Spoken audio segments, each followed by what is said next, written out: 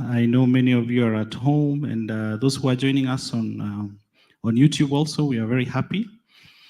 My work here is very simple. I believe we have an interview with the creative scene team, and with their team leader, Bridget is here in the house, and we're going to be doing that shortly. And then even Brian is also here, and he's going to be sharing with us his insights, his journey, his stories in the world of VR and gaming. But before that, we have Kenji here on stage, who's going to give us mtumbuizo mmoja with his nyatiti, and I'll also ask him at the end of his song to tell us how we can get to listen to some of his works, perhaps on his YouTube channel. So we are very happy for joining us. So let's give Kenji 3 minutes or so for his performance, and then we jump straight into the interview with Creative Scene KE. Asanteni sana for joining us, and have a good time. Thanks.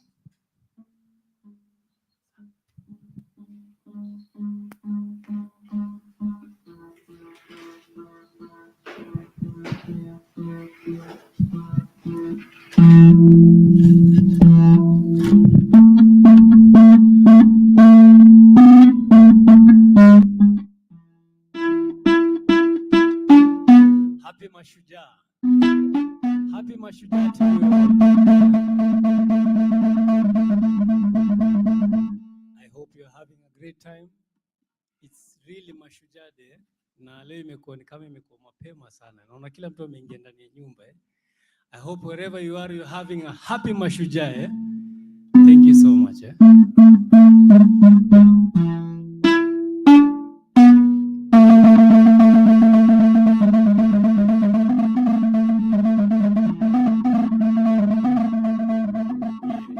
I go by the name Kenny Gaku, Kenny G.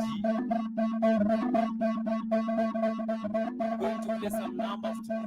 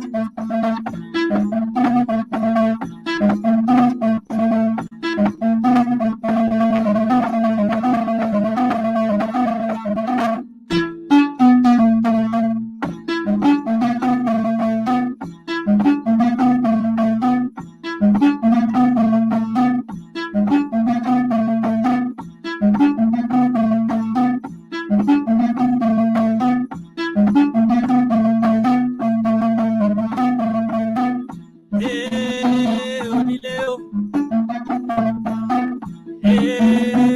ni leo, asema kesho ni muongo, asema kesho ni muongo. Ni leo, ni leo, asema kesho ni muongo, asema kesho ni muongo. Shemeji ana ng'ombe, shemeji ana ng'ombe, nami na ng'ombe zangu,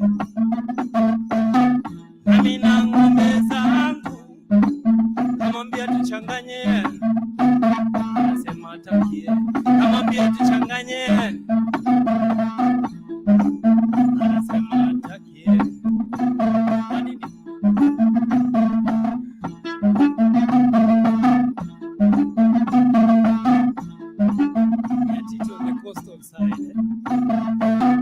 This is our culture, and we are one. Anything must not divide us.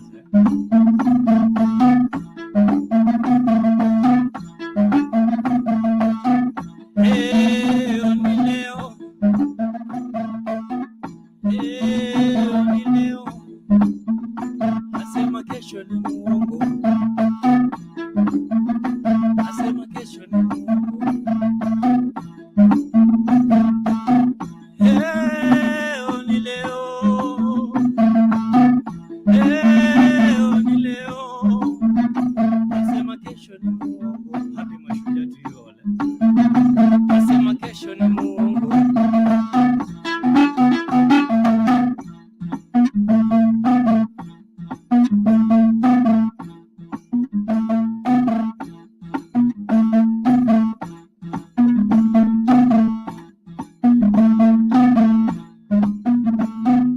Thank you so much.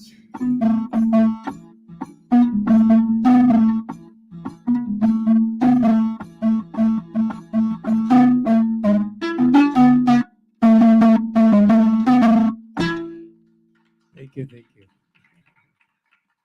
Kumbe mlikuwa mnanisikiza. And at the end, when we call you back, nataka kusikia your flute, si ndio? When you call you back at the end of the podcast. Okay, sawa sawa. I would like to call, you guys can come now. Please come on stage as we put the mics in place. For those who have just joined us, today is the second day of Kesho Afrika, and this is the first session of the day. We have another session in the evening called the Afro Renaissance Experience.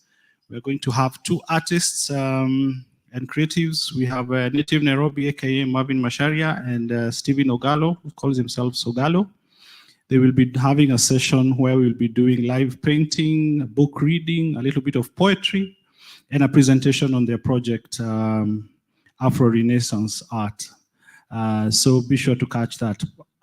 However, for now, this session is courtesy of Creative Scene KE under the leadership of Bridget Wainaina, right here on stage, who is going to host the interview with Brian. So Bridget Wainaina is a curious creative mind, a graphic designer by day, and a digital explorer by night, perhaps a digital creator by night.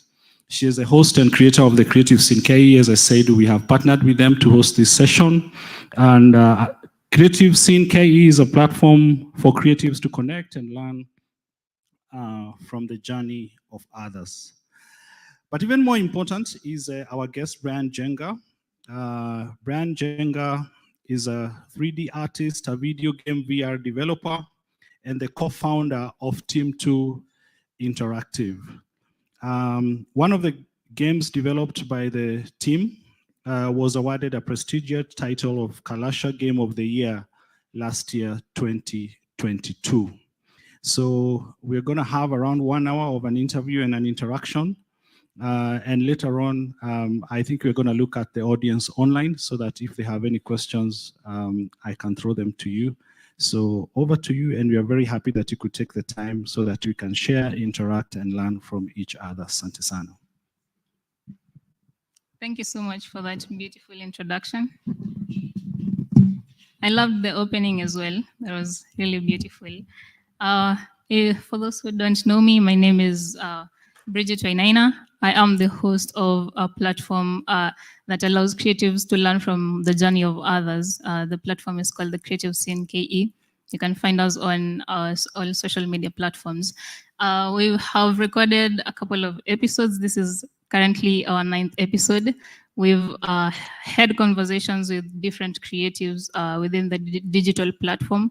So from digital illustration, animation, brand identity and packaging. So if you wish to learn more about that, you can check out our YouTube channels for further conversations. This is quite different. So this is the first time we're actually diving into the VR field. And I am really glad to have the first guest on this podcast within that field. His name is Brian Njenga. Thank you so much for joining us. Yeah, I've been following your work for a while, and I felt like your work connects with the theme for this event today. So that's why I felt like having you today, your knowledge is going to expound more on the Kenyan cultural activities through mostly technology, because you're trying to share stories through technology. That's VR, animation, and VR gaming as well. Mm-hmm. So maybe we can start by how you got into this field, because you're a 3D artist, a game developer, and a VR developer as well. So which one came first? I don't know if it's...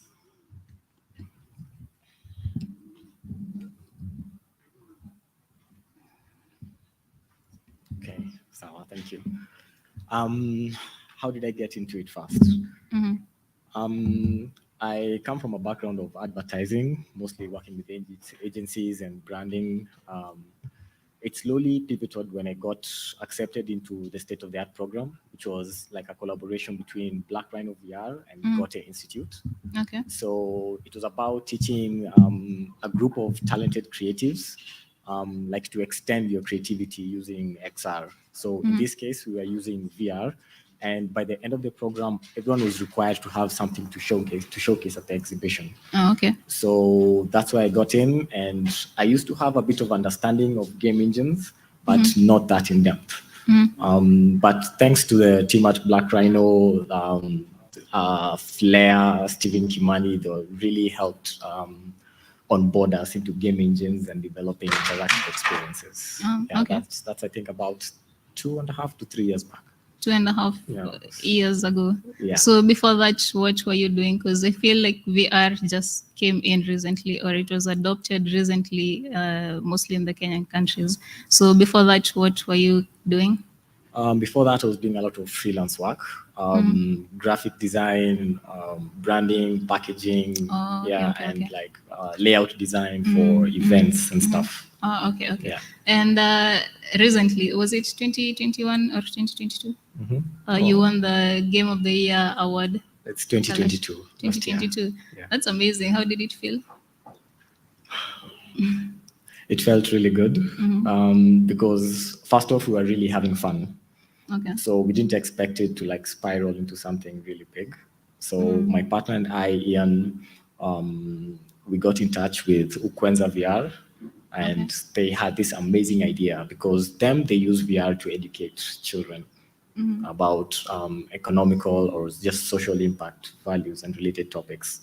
So they wanted us to build a game and that could teach people about garbage organization and the importance of garbage sorting and recycling and building a better world.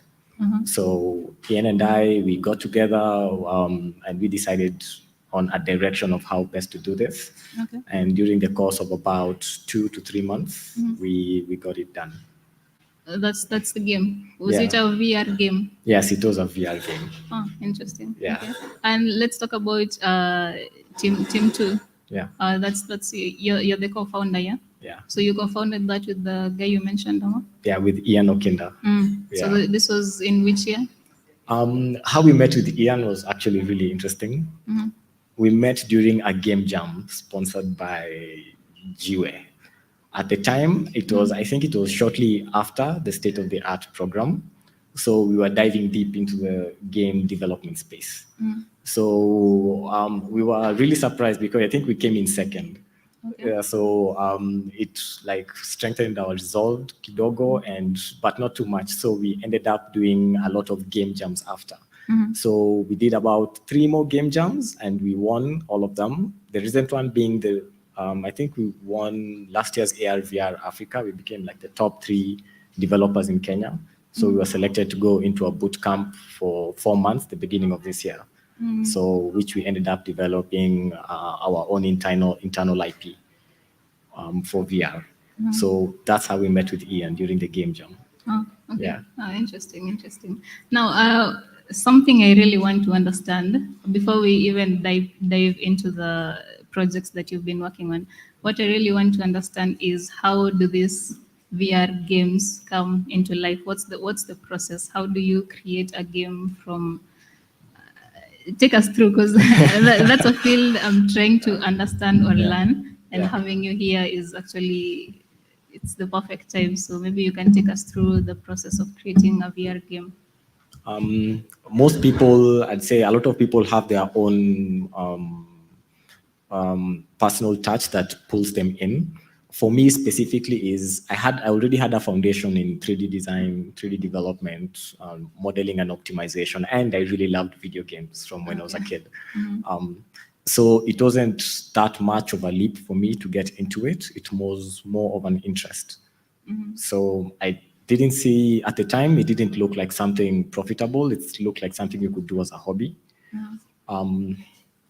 So with time, we started looking into it more seriously, especially when we started making a bit of headway with the game jams, and we started taking it more seriously. So first off, for me, it starts with that foundation of 3D design, and next comes the understanding of game engines. So that's it's not too far off. If you have a foundation of 3D design, you get to understand 3D engines, you get to understand the formats they take and the outputs they can give. And I had that strength. I still can't really code. I can't code to save my life, but that's where we met with Ian Okinda. He's an amazing coder. So our partnership was just like perfect because what he lacked, I had. What I lacked, he had. So it was like a perfect collaboration. So we ended up trying a few things, a few ideas, R&D, having fun along the way. And we ended up actually finishing stuff we actually started. And yeah. Wow, it grew. that's amazing. Quite a journey. I feel like from your story, you felt like you guys had that belief that this is going to be something. No. No, we didn't believe in it that much at the beginning. Yeah. But looking forward, you've achieved a lot from that. Yeah, definitely, and learned a lot as well. And learned. Yeah. Okay. Let's talk about the recent project you worked on.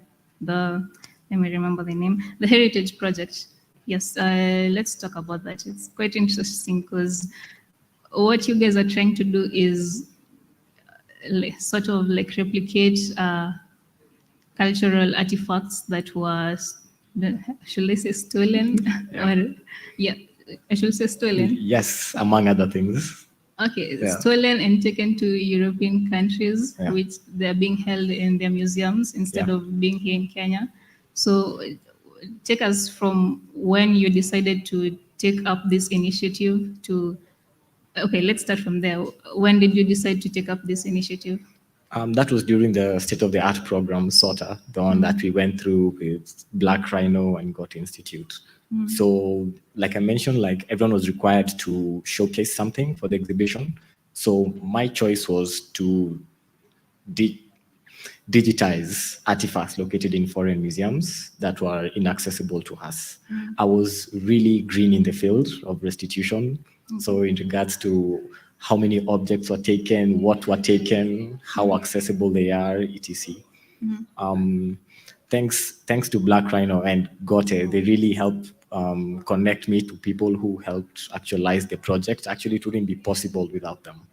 So it started off with me trying to get access or just start communication with the museums and see whether we could build something together. It was a bit hard. So Gote helped connect me with a collective called Shaped Collective. They are responsible for creating the largest database of stolen artifacts. It's called the IIP, International Inventories Program. It's a collaboration between the Shift Collective, the Nest Collective, and the National Museum of Kenya, and a few museums around the world. So they essentially built a database. Right now, I think it's totaling to about 32,000 Kenyan objects that are located in foreign museums around the world. So the thing that really drove me to the project was not only if you are lucky enough to find yourself in one of the countries, Cologne or whatever, and you could go to some of the museums, you still wouldn't have access to those artifacts because they really have a really large library and they can't display everything. So most of our stuff are still in storage. So they're not accessible to them, they're not accessible to us. So we are trying to find a way that we could learn about them. Because the thing is, we slowly realized, or I slowly realized, is the longer we take to talk about them or to teach the youth about them, the higher the chance of them disappearing across time. Because if we don't care about them now, our kids will care about them less. So it was really kind of a drive. So if they have a database of all these artifacts, why don't they just bring them back? So the database, it's a political question. And it's more often than not, every time you try to interact with them, they will give you an answer that as an African will offend you. So some of the last responses was like, you don't have the skills or the capacity to take care of them. Even without giving a response, just taking that answer is a bit uphill. Yeah, true. So considering they hold the power, they hold the artifacts, it's still a bureaucratic process. That's quite disturbing. So actually lost my track there. Okay. Next question. Was this just how's it said? Was it a one-time project, or is it something that you're looking to expound further? At the time when we were developing it 2 years back, it was meant to be a one-time project. Okay. But the deeper I got into it during that same project, it got just deeper and deeper and deeper. It wasn't even just, there was a lot context-wise. It wasn't even just about objects. There were bodies of people that were taken. There are narratives, there are plants, there are animals. It's so diverse. So what happened is we digitized 5 objects at a time. And those objects, I ended up I modeled them from reference images for the first project, which were executed really well. They were optimized, and the performance was really well, ran really well in the VR headset. As the project continued and I got introduced to a few people in the space, we ended up digitizing a lot more. So the next phase, there was a collaboration between the German government, the RJM Museum in Cologne would send high-resolution images, and we would use photogrammetry to stitch them together. That meant you use the images with artificial intelligence to make a 3D model. Okay. It's a very high detailed model. So once we had that data set, because it was a 3D data set, you could do a lot of things with it. One of them, you could use the assets in game design and game development. The next one, you could 3D print the artifact. So that's what the National Museum was focusing on. Their primary reason was to visit communities with these artifacts, to educate them in a way, and also in them get educated, so get more context. Because with the IIP database, as diverse as it is, it doesn't have a lot of information in regards to the objects. So it would be like you'd have a canvas tool you wouldn't be told about what it does, how it was used. It would just be labeled Canvas tool, belonged to the Canva community, and maybe it was made of a certain type of wood. That's it.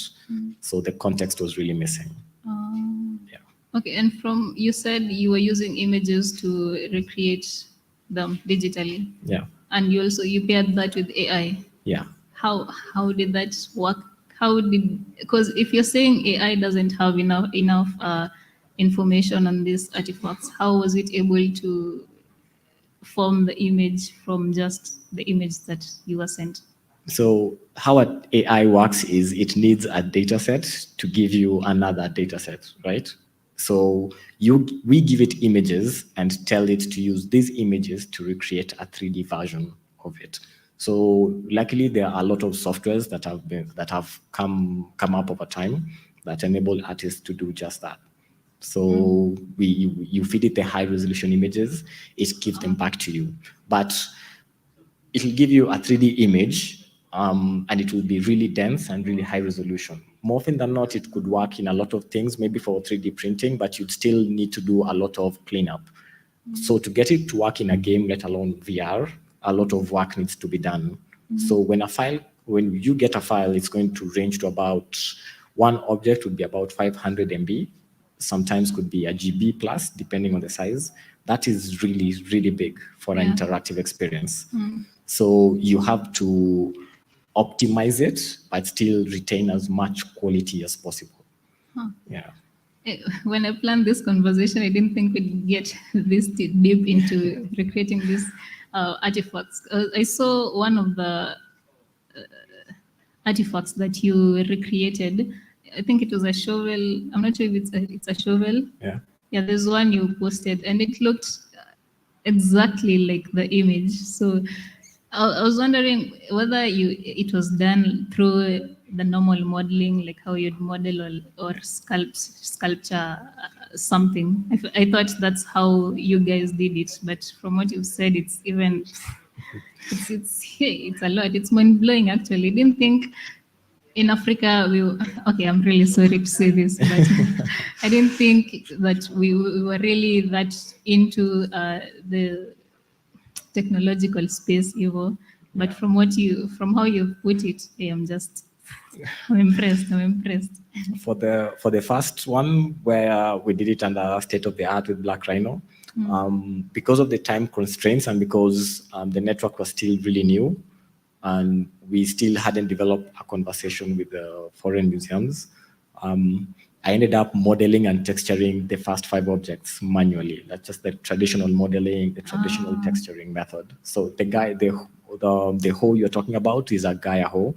That one was textured and made manually. Okay. But so we added about 10 plus objects in the next round, because last year we did a heritage project version 2.0. So we added 10 more objects, we added a bit of music, and we made the environment a bit more futuristic African. Okay, remind me, they were just for display, or you were using them on maybe a game? Or So what happens is, for the heritage project, we use them as an education tool. So you get to interact with the objects. When you hold an object in VR, you can look at it. You don't have the same restraints like with traditional museums.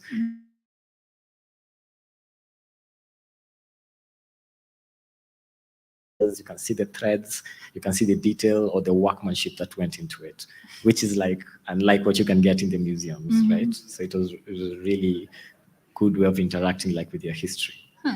That's interesting. Wow. I think I'm starting to visualize it more now that we are talking, because before we met, this space was a bit vague, but now from talking to you, things are getting clearer. Okay, let's move to the next question. I think from that conversation, you've answered most of the questions I had in mind. We can move on to you are currently working on a project. The most recent project you're working on.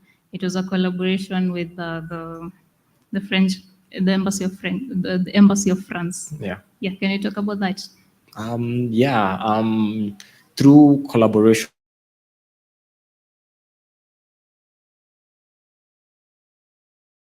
for their Forum Africa exhibition that just ended a week back. So what we chose to do is tell the story of the Mogumo tree because of the misconceptions around it. And very few people left know about where it came from and the significant importance it plays specifically to the Kikuyu people. So we created a 9-minute animated video with a collaboration with a ton of Kenyan artists, from Mercy Bano, who was on the music, to Marcus Kiogora, to Flair in Black Rhino, to a lot of talented artists. Yeah, that's amazing. So how did it come to you guys talking about the Mogumo tree? What brought up this project idea? We brainstormed a lot with Black Rhino in regards to the story we wanted to tell. We had a lot of stories. We had the story of the Irimo, Luanda Magere, a ton of stories to pick from. But this one was specifically, it had things about it that I thought were really interesting and exciting to talk about. Like, for example, in the creation mythology of the Kikuyu people, the first place where they settled down is, they were told by Mogai, like, you go settle by the Mogumo tree. It's where their history started, our history started. So anything you wanted to do, you wanted to do a sacrifice, you wanted to ask for help, you always did it on the Mogumo tree, right? So not only that, it was also used as stories to tell children. So I'm sure a lot of people are familiar with the story of, you go around a Mogumo tree a few times, you turn it to the opposite sex. So we found that very, very fascinating as a story to tell. Okay. Yeah. And you're doing this using extended reality?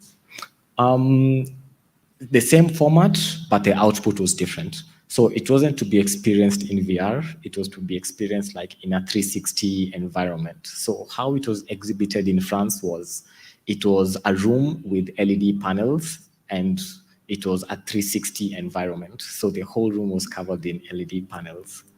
Yeah, that's awesome.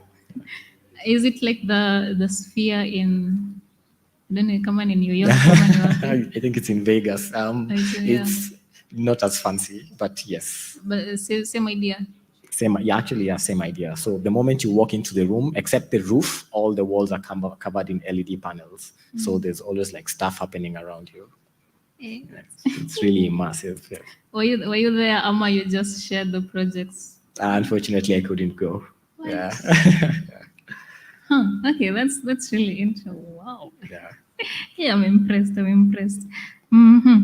All right, so from all the projects you've worked on, even personal projects, which one will you say is your favorite? Oh, you can't pick.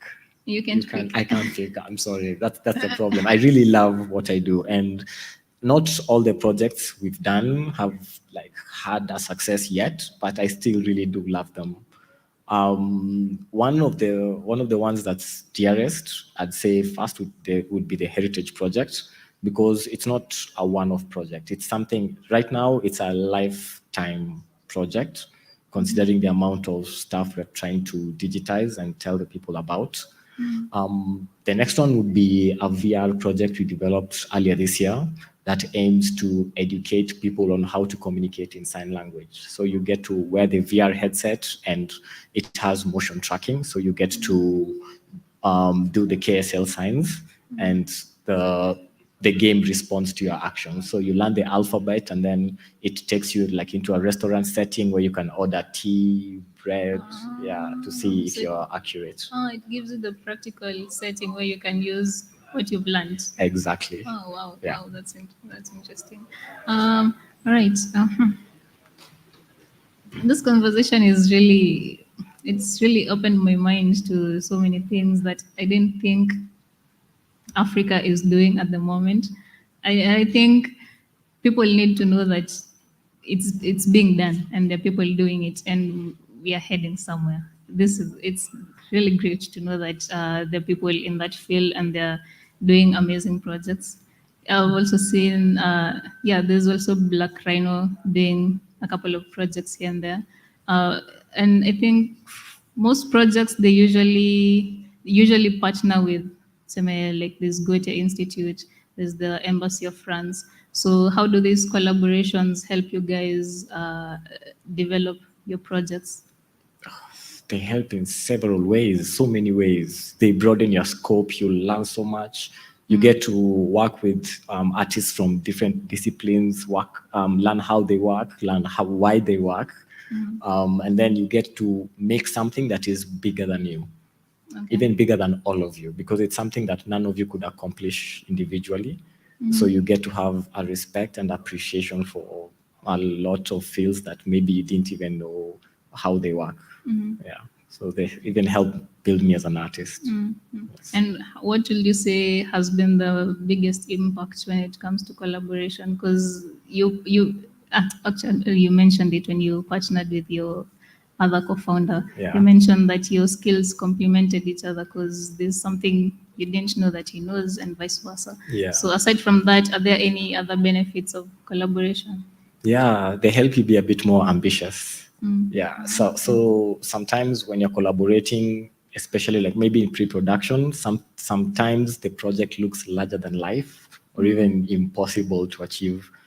When you achieve it with the help of a lot of people, it gives you the confidence to tackle even bigger things or even things you are scared of approaching.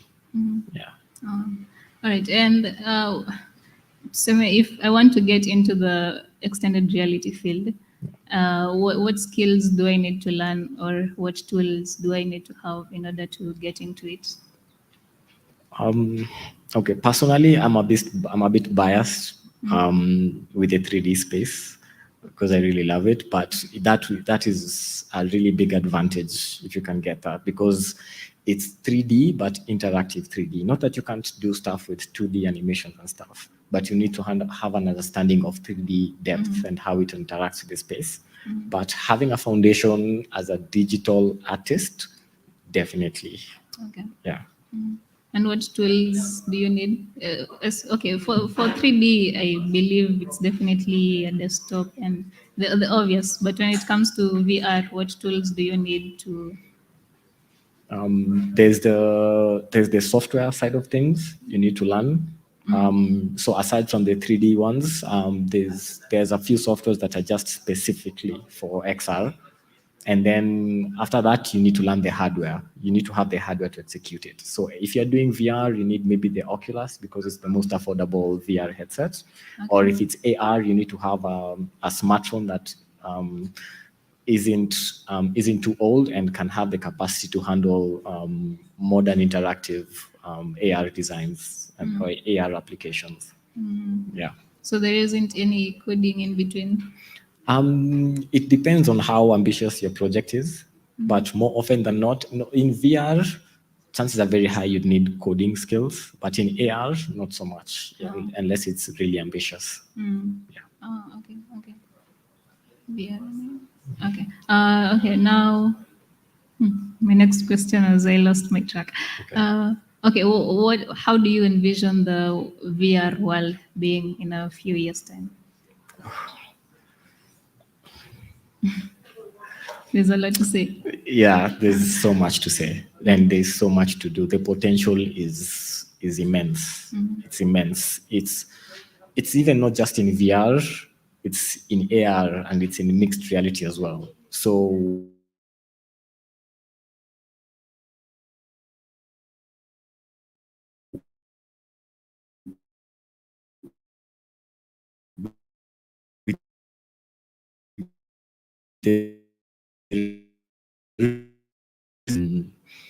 in a more in-depth method, it also offers a better way to interact with information and knowledge, and also in some cases even heritage. For example, it doesn't have necessarily to be with objects in national museums or international museums or foreign museums.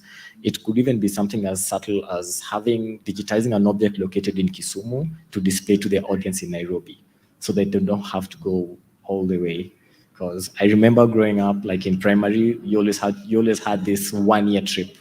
right? And you get to visit either it's Fort Jesus or go to Lake Nakuru and stuff. And it was always a very rushed experience because you're so many people, there's not enough time, you just rush through as you go out, go see something else. So it could be a potential solution to that as well.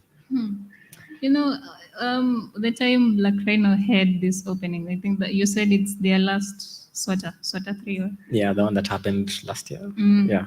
Yeah, when I was doing my research in order to apply for that opening, I was learning more about the future of XR and its benefits and impact. When I was researching about it, I didn't think it's something that's already happening or is going to happen in the near future. Now that you're saying it, it's already happening. Like it's.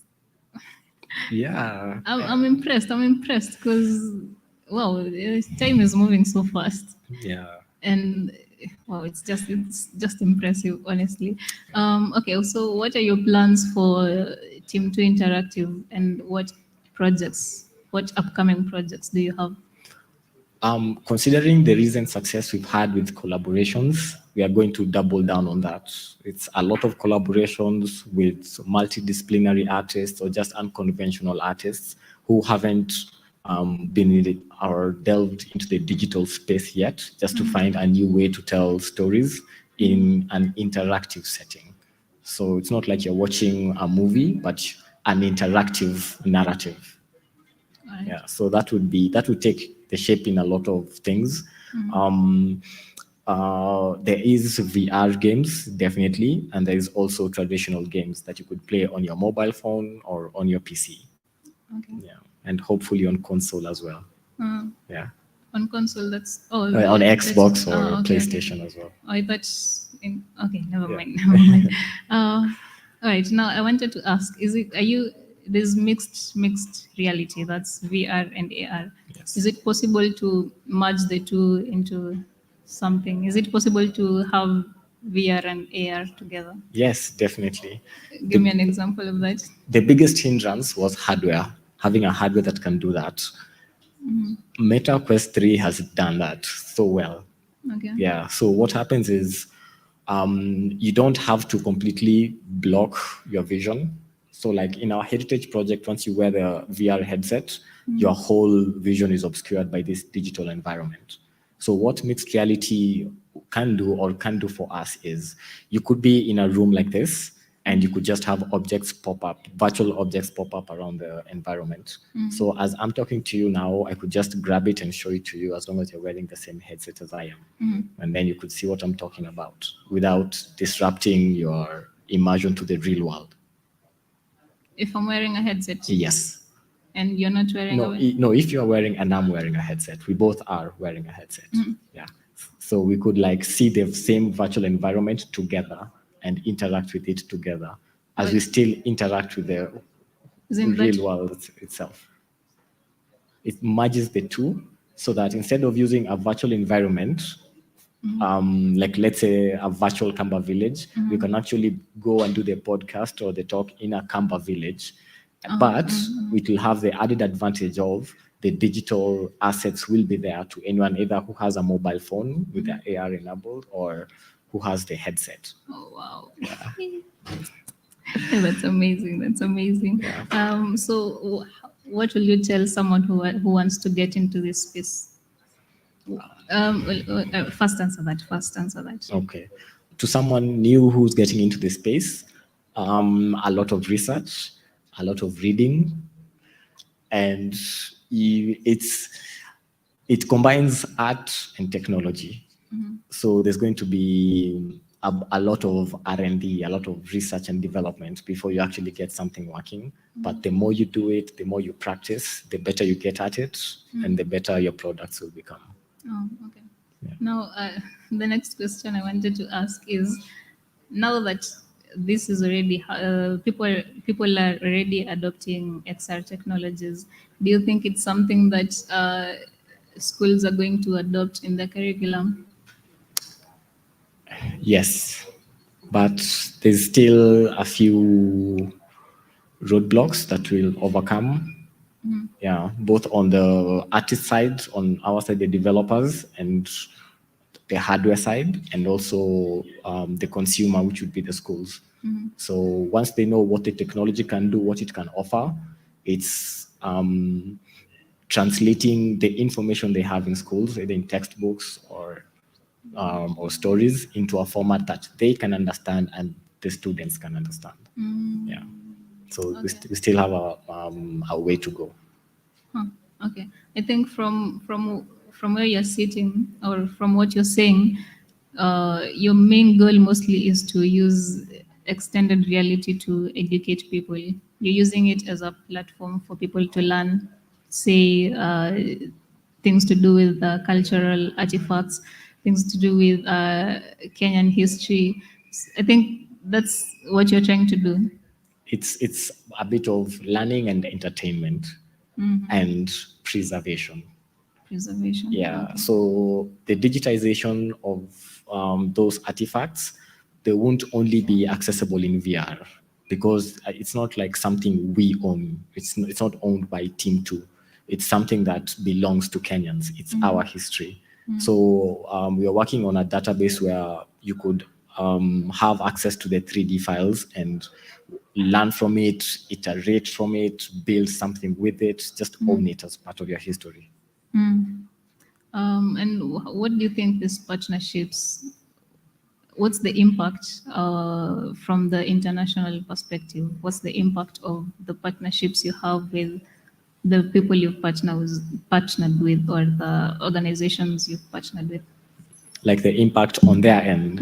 Okay, so mostly it's been translation of whatever they already have, the translation of that information, because restitution still is a problem. Please don't misunderstand the purpose of this initiative with the heritage one. It's not meant to replace restitution. We still want our objects back. We still need them back. But because it's a bureaucratic process that takes a long time, if we don't find a middle ground to talk about it or do something with it, a lot of people or a lot of generations are going to end up forgetting or even not caring about it. Yeah. So the advantage on their end is they see there is how do I say this? There is a need. They see Africans are curious. We still want our heritage. We are adamant, we are loud, and we are really driven by our, what's it called? By wanting to know our history and our heritage more. Yeah. All right. I think from what you said, and also from your initiative, I feel like continuing to do that, you'll bring this knowledge of our cultural heritage, our cultural artifacts, and our history. You'll bring it closer to us, people who say maybe don't have that opportunity to hold the artifacts themselves or visit a certain location to learn about a specific cultural history or leader. So I feel like you're bringing that information close and a bit nisemeaje, nearer to the audience, so they can learn about it at any time they want, or they can interact with the artifacts themselves anytime they want. So that's really interesting.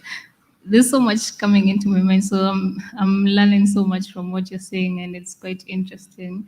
And also, I came to learn that this VR and AR technologies, it's not something that started recently. It's something that has been developing from years back. I think still 1930s or something. Yeah, even as an idea.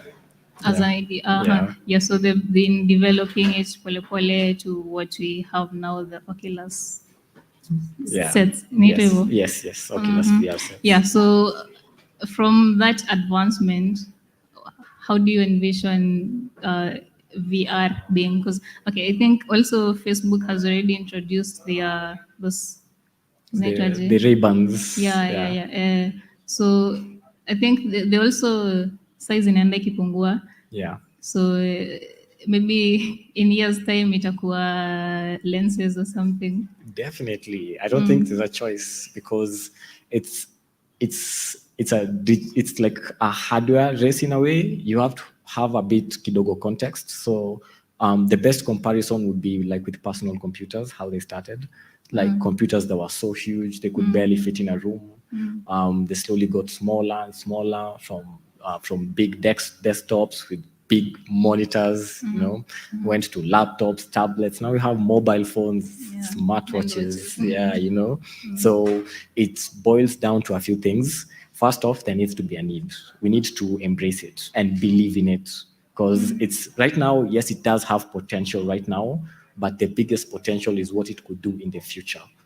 Because now, as it gets smaller and smaller to a point where all that technology could fit into a pair of glasses, with all that processing power, information, and the things it could do would be really, really amazing. Once you see like how people are solving problems with it, there's some problems we don't have a way to solve if you're not using VR. Like it's a proper tool to solve very specific problems. True. Yeah.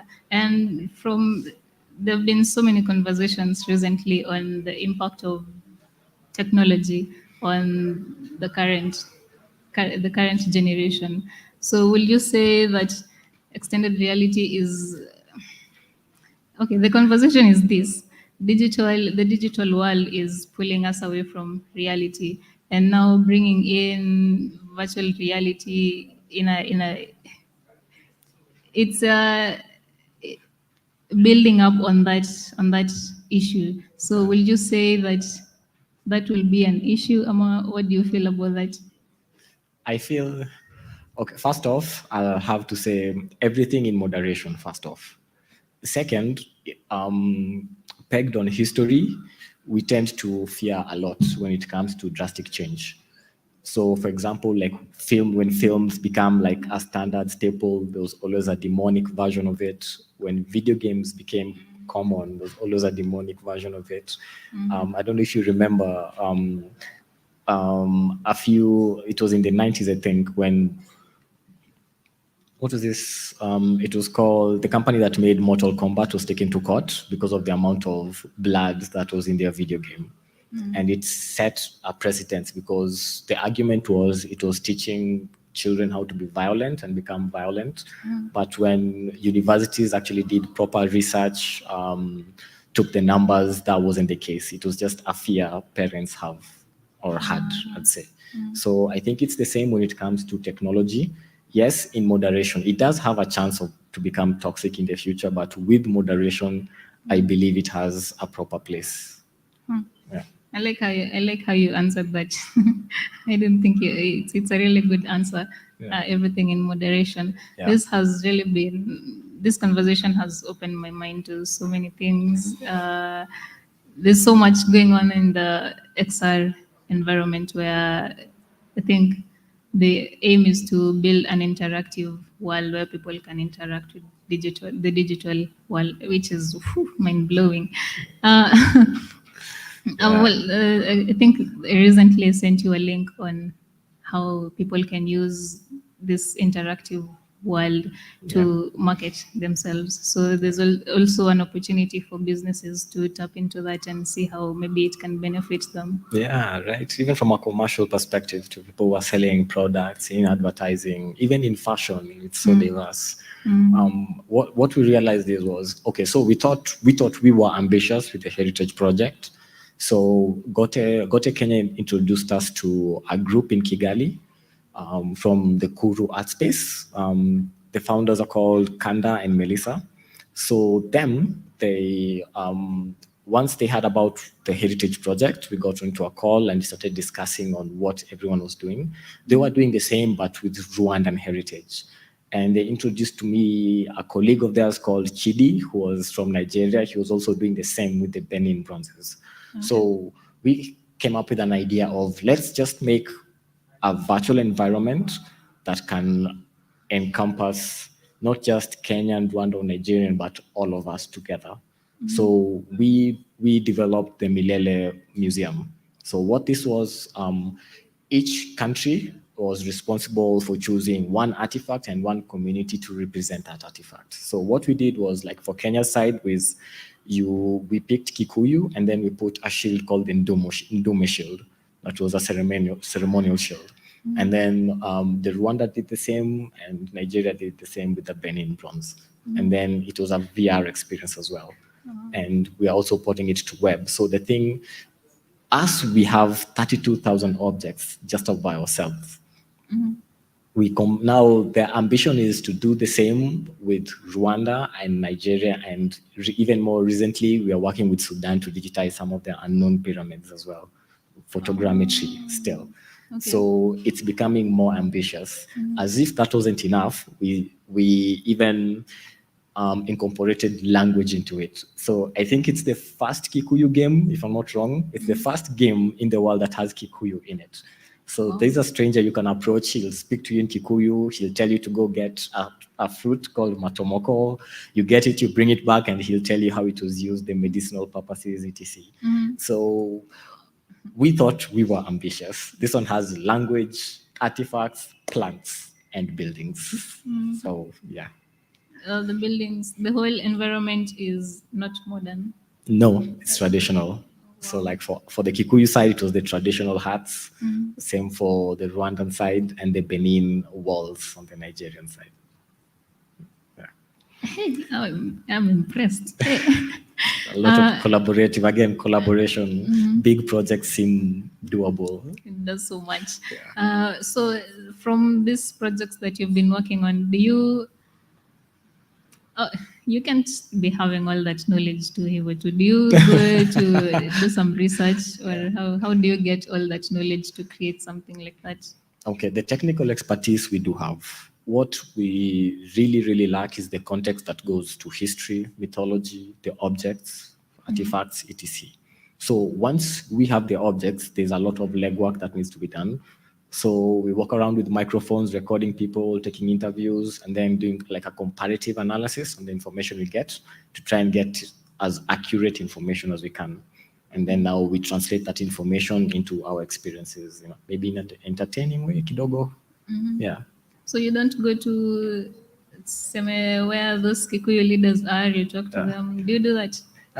Yes. It depends on a few things. How accessible they are, and the value of information they can give. Because as we try to compare a lot, so we'll go to the ground and get information from people. The older the better, because the more legitimate that their story is. And then there's lecturers and education, where people have spent a lot of their life just learning about this, why, what, and where. So you can combine the both, and you get like the best or the most accurate version of the information. Wow, I'm glad to have met you today. This has really been an amazing conversation. I've learned so much, and I'm glad that you made the time to be here and share your knowledge. I'm glad there's so much you're doing on your side, and I'm glad to see that the XR and game development industry is okay. We are doing something. Most people don't really know that that industry is there and it's doing amazing things. Yeah. And I think from that conversation, I've come to understand that there's a lot happening on that side. Yeah. And I think, people should be open-minded to this and start adopting it, because I feel like that's where we are headed at currently. I don't think it's something that itakuja then ipote. Not really. Yeah, Not it won't happen. Yeah. So people should start adopting this. I think that's it. I had some questions. I don't have so many questions today. Aside just from the conversation, I had some trivia questions, but they're kind of easy. Okay. Okay, let me just find them.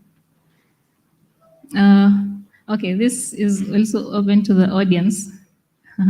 Okay. This is okay.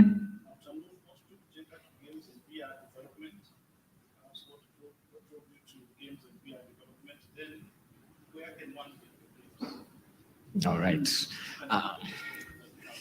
Okay. What got me into VR and game development?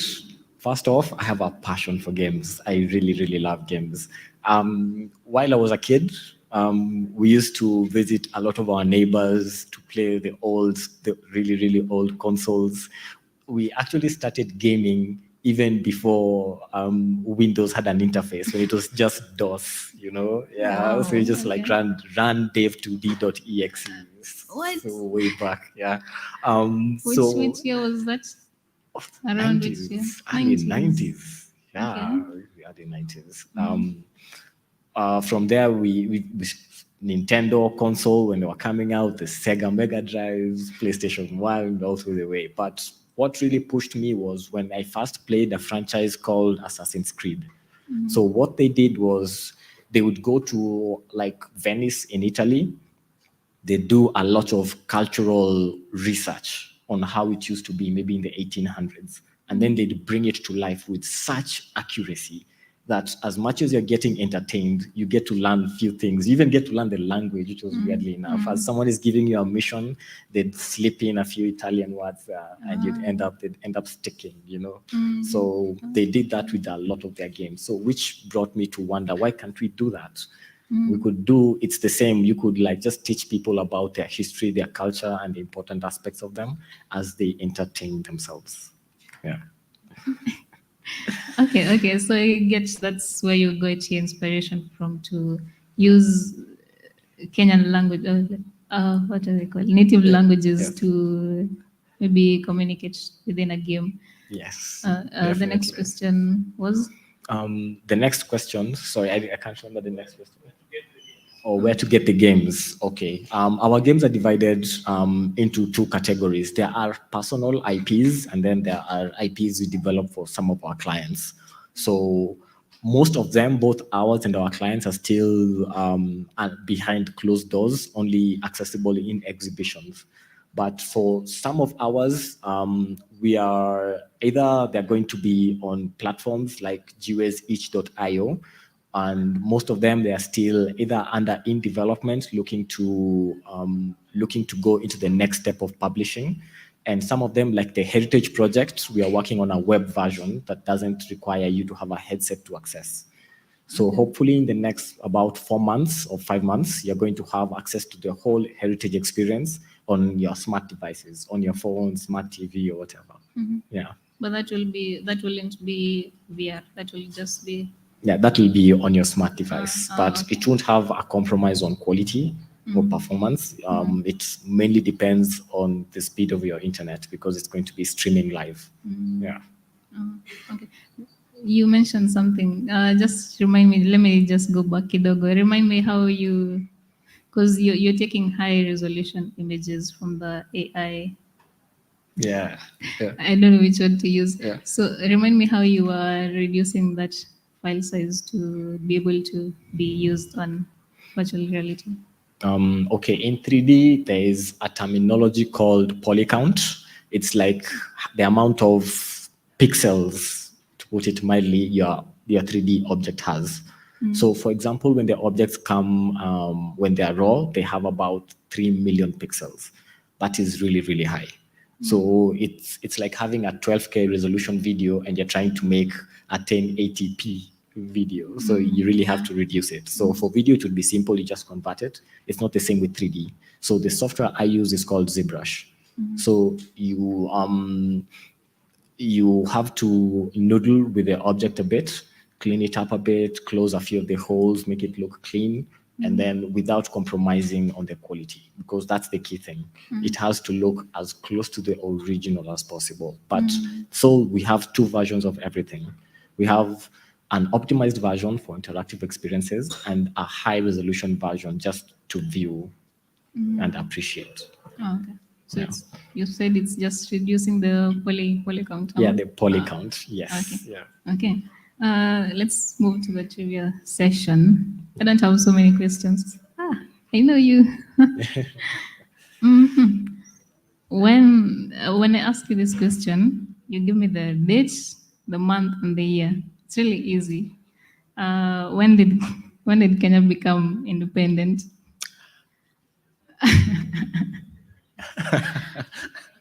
1963. month and date. No, I don't know. I don't know. 12th December. 12th December. All right. Audience, help me. Kapenguria 6. Kapenguria 6. Give me names of people walikuwa in the Kapenguria 6. Do you know any? SOS. Help. Category 6. All right. Seems like we don't know history. Auntie? Jomo Jomo Kenyatta. Jomo Kenyatta hakuwa Kapenguria 6. Oh wait, yeah, alikuwa pole. Wow, okay. Nani mwingine? Fred Kubai. Kuna mtu amesema Fred Kubai. Okay. Huh? Oh yeah, Karumba, yeah. Nani? Oh yeah, Ochieng' Oneko. Kuna mwenye amebaki? Yeah, Paul Kigei, yeah. Ngei, yes. Okay, good. The last question. Yeah. How many countries does Kenya border?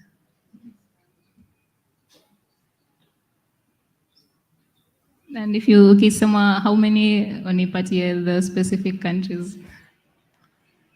Tanzania, Uganda, Somali.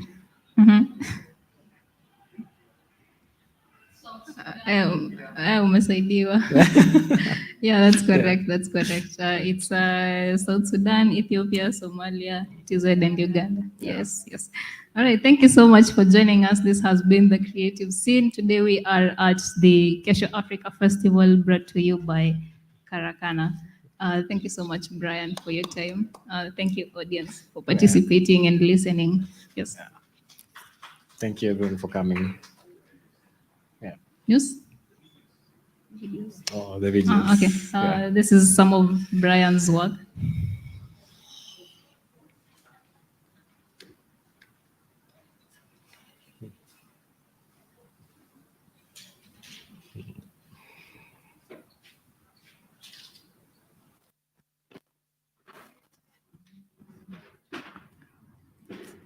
That's a game of development.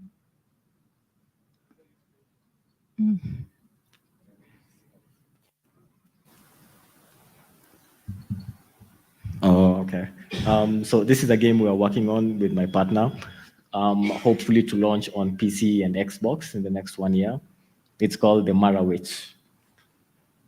It's the story of an orphan boy trying to find his way in a fantasy but yet cultural setting. You get to travel 5 maps based on 5 different Kenyan communities.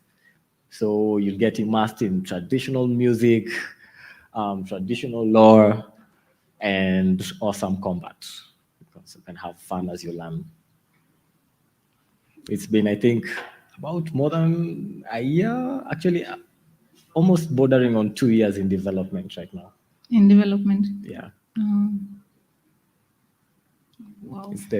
I think it's the second IP we developed as a studio after the Heritage Project.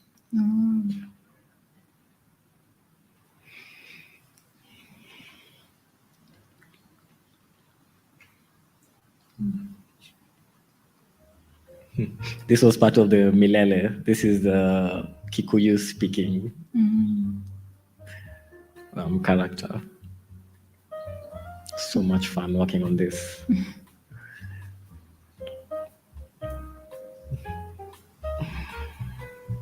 Do you use motion capture? Yes, but not. It's an expensive method, so we've used it, I think, twice on our project. So the one we've used most extensively was in the project we exhibited in France. Yeah. We partnered with Stanley Masinde, who has a motion capture suit, and he helped us capture a lot of the movements. So it uses sensors? Yes, a ton of sensors. This was the one I was talking about, with the VR experience that teaches people how to communicate in KSL specifically. So that's my partner Ian, as we were trying to work out the hand tracking system at the Out Reality space at Black Rhino. This is the restaurant setting where you get to order something and see if you get it correctly, and the waiter will serve it to you. Yeah. There you go. Oh, wow. That's awesome. It's interesting. We really learned a lot of the KSL alphabet just by developing it. So for that, do you use gloves or you use the VR? No. VR has cameras, really good cameras, like about 4 of them in the interface, so it can recognize your hand motions, like your finger tracking. It can actually track your fingers. So when you actually do the sign, it will track the fingers and recognize from the database we've built what that sign means. Without wearing anything? Yeah, without wearing anything, just your hands. What? Yeah. Okay. Yeah, that's really been interesting. Yeah, that's been the 9th episode of The Creative Scene.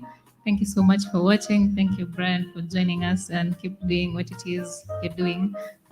Yeah. Of course, karibu sana. It was my pleasure, and thank you for having me. Right. Thank you.